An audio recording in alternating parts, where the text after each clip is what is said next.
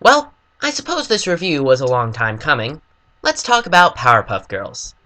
The second longest running of the original cartoons, Powerpuff Girls is a show that most of us are probably familiar with. Who could forget the always adorable trio of Blossom, Bubbles, and Buttercup, and their action-packed adventures? Not only was this series a unique and interesting mix of two different types of shows, but it also featured surprisingly intelligent comedy and stories. To this day, Powerpuff Girls remains an excellent and influential example of a good cartoon. Powerpuff Girls originally ended in 2005, but in January of 2014, a new special episode called Dance Pants was released. Without further ado, let's take a look at it. The episode begins with a reanimated version of the original title sequence, and I've got to say it looks pretty impressive. It keeps the minimalist style of the original, but adds more moving elements to make it feel more modern. Honestly, if this is just the intro, the rest of the episode seems like it's going to be... Thus the Powerpuff Girls were born! But what the heck? Am I offending anyone by saying that the new character designs for the girls are horribly uncanny? They look like deformed infants from Chernobyl. Seriously, the first time I saw this episode, I literally cringed at the sight of them. Anyways, as the camera pans over Townsville, we can see that the episode uses a rather unique and creative animation style. It's produced using 3D graphics, but without any gradient shadows, creating a flattened look. It's actually a pretty cool and interesting technique. Then we see this character, Fibonacci Sequins, voiced by Ringo Starr. Here we can see the two main problems with the animation. First, most of these character designs are really uncanny. Fibonacci's design isn't the worst, but it's still hard to look at. Second, the movements are incredibly stilted and choppy. There's almost no smooth motion in the entire episode.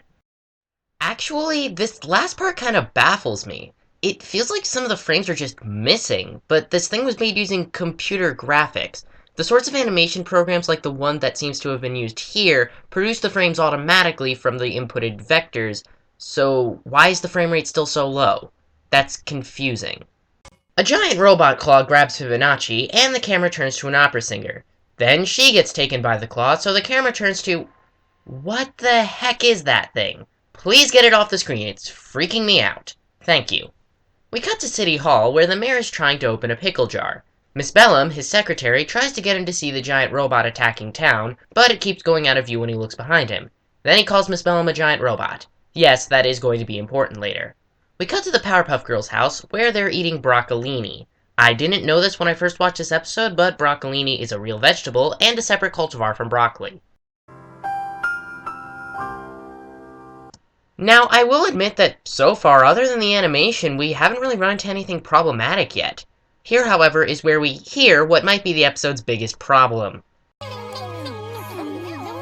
So gross, I hate broccoli. Adding incessantly annoying sounds in the background is not a good idea, but this episode does it constantly. Nearly every scene is filled with as much noise as possible, and after a while it just gets exhausting. It's a shame really, because the original Powerpuff Girls was actually really good at knowing when to be quiet and giving the audience a rest. So the emergency hotline starts ringing, but the professor won't let them leave the table until Buttercup finishes her food. So the girls combine their powers to turn the broccolini into a gummy bear. Trust me, just go with it. They answer the call and then head out to defeat the robot. They fly out to the robot and see that it took hostage the three characters from earlier. Hold back, girls. This could be dangerous. Where are we, kindergartners? Yeah, we are. Yes, this episode does have some rather amusing gags. Speaking of which, the girls start trying to take down the robot, which involves Blossom getting thrown into a billboard, Buttercup getting thrown through the earth into China, and Bubbles getting thrown into a giant pillow. Work as a team if we're gonna beat this thing. Plan broccolini! Is that going to be a running gag? Good to know. So the girls combine their powers to turn the robot into a giant gummy bear and rescue the hostages. We see that Mojo Jojo was behind the robot, and he vows revenge on both the Powerpuff Girls and Townsville.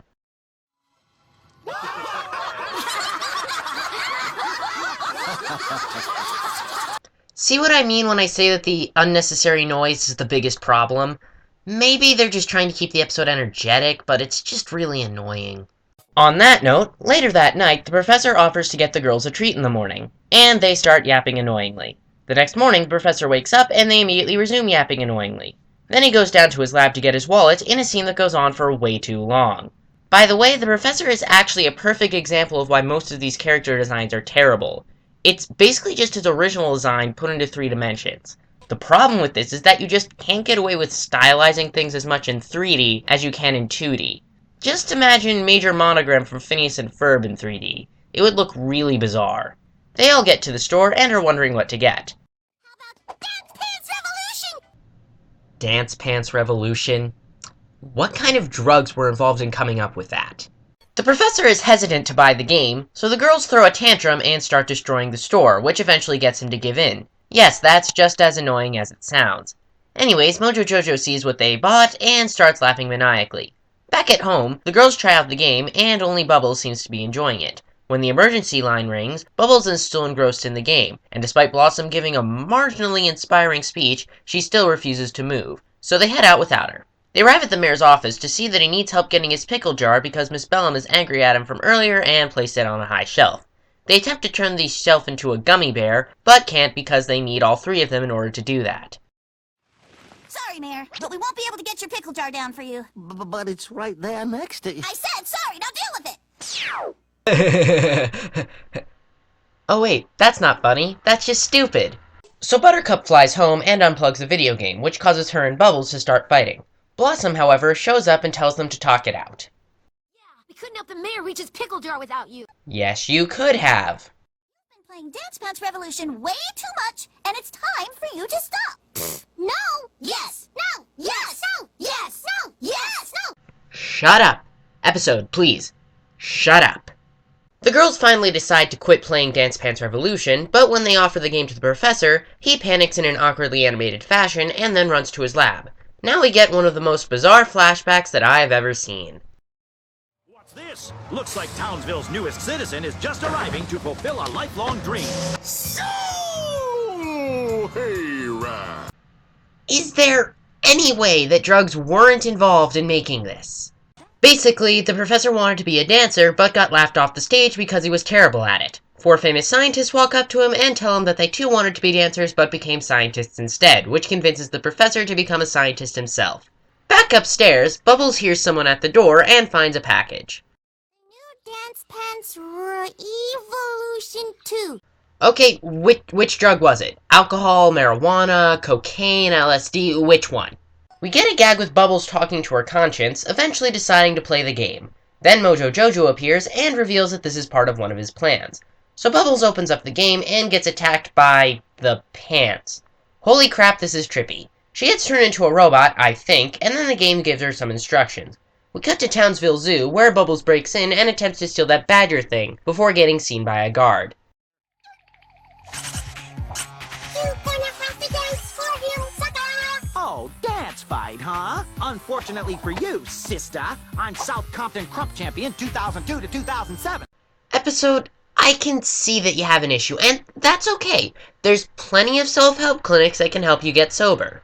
So they have a poorly animated dance-off, and Bubbles wins. Blossom gets a call from the mayor about it, and goes downstairs to see Bubbles playing Dance Pants before getting attacked by the pants herself.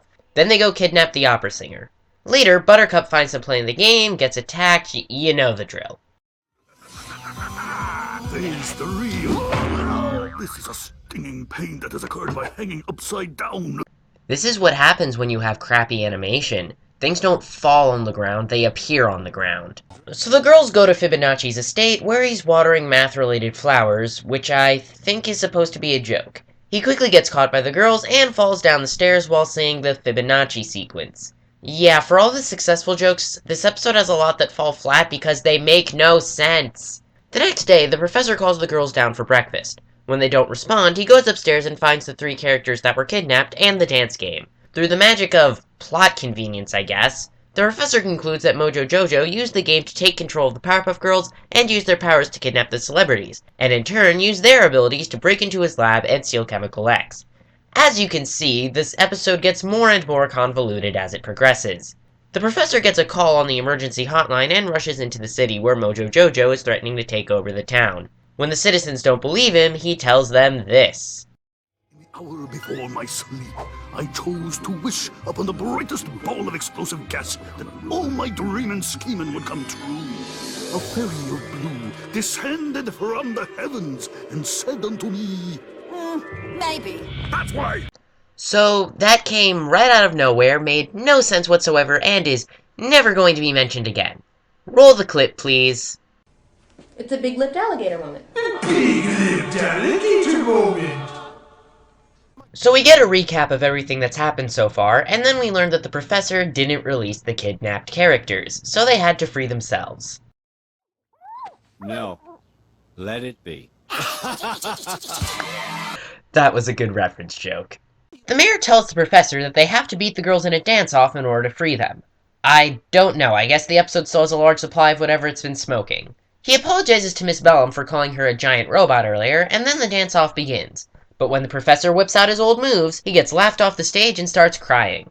The Powerpuff Girls see this and remember all the times they've had with the professor, which breaks them out of Mojo Jojo's control. Okay, that's actually rather heartwarming. But because they're still wearing the dance pants, Mojo Jojo forces them to do the running man. They're able to escape by turning the pants into gummy bears, and then they fight back using more dancing. Damn it, could this get any more convoluted? Now you'll never get Chemical X! Chemical X? I'm not after that. I'm trying to form a softball team. Well, I guess it can. So apparently, Mojo Jojo kidnapped the people so that he could make a softball team because he somehow thought that that was the only way to take over Townsville. They all agree to be on the team, play a game, he gets arrested, blah blah blah, and the day is saved. And that was Dance Pantsed. Is it weird? Yes. Was it enjoyable? A little bit. Don't get me wrong, I'm not saying that I think this episode is particularly good. With its marginally creative but poorly executed animation and its constant excessive noise, it's rather exhausting in more ways than one. To call it bad, however, would be overly harsh on my part. There are a lot of funny gags, and the tone, while not up to par with the original, is energetic enough to be relatively amusing. I think the most notable thing about this episode is just how bizarre the story is. As it goes on, it gets increasingly trippy, unfocused, and in need of Ritalin. It's as convoluted as a Rube Goldberg machine, and seems to have an obsession with dancing and gummy bears. It's not really a good or a bad thing, it's just something that is. I must admit that there is a bit of a charm to it that's hard to really put into words. While some would find this episode to be off-putting, I'm sure others should find at least a little fun in it. I'm not unhappy to have seen it, and people who like zany entertainment probably won't be either. But if you do decide to skip this episode, well, you're not missing much. Dance Pants gets a solid 2 out of 4 stars from me. It's just meh. Join me next time when I review something a bit less convenient.